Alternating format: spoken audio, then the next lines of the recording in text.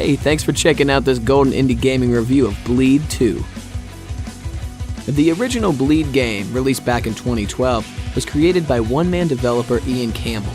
It was a fast-paced, twin-stick platformer, borrowing elements from games like Contra and Mega Man. This new entry was made possible from the support of the fanbase this series gained 5 years ago. So what's new in Bleed 2, and why should you play it? Well, stay tuned to find out.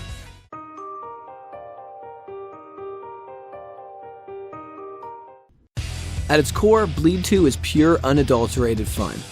You play as Rin, a pink-haired girl with a pair of pistols and a kick-ass attitude. This game moves incredibly quick as you run, jump, dash, and shoot your way through what could only be described as a frenzy of bosses.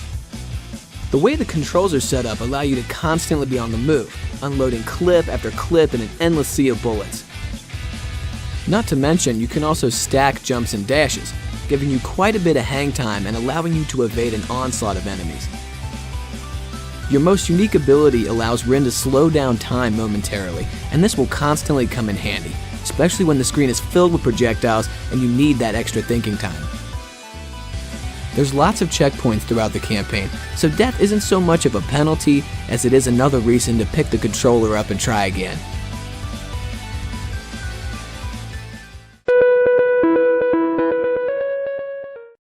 There's never really a dull moment with this one. Non-stop bullet spray and explosions and enemies swarming at all times. The fighting bosses back to back over Bleed 2's 7 unique levels had my eyes completely glued to the screen. There's something just so satisfying to watch a boss's health bar drain down as you output some serious damage. Games with this much focus on action are seriously hard to come by these days, so it's a pleasure to see one executed so well.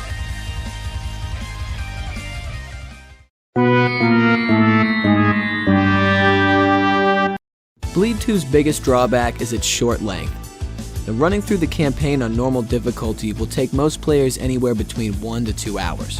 After this, the amount of replayability left in the game is up to you.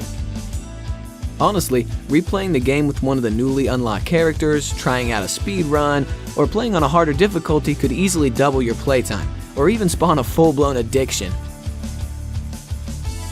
The graphics really don't see too much improvement from our original experience in 2012, which I could totally overlook because at the end of the day, this one is all about the gameplay. The developer really played it safe with this sequel, rehashing bosses and enemies from the first game. It didn't necessarily harm the experience, but as a repeat customer, this seemed kind of a lazy move.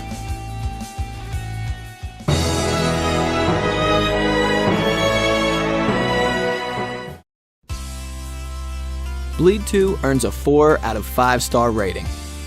Fans of the original are going to love this solid sequel, and newcomers will be able to witness a fun and unique experience for the first time. Let's hope we see a third game in this series a little sooner than later. Don't forget to like and subscribe, it really helps us thrive as a channel. But until next time, this has been Mike with Golden Indie Gaming.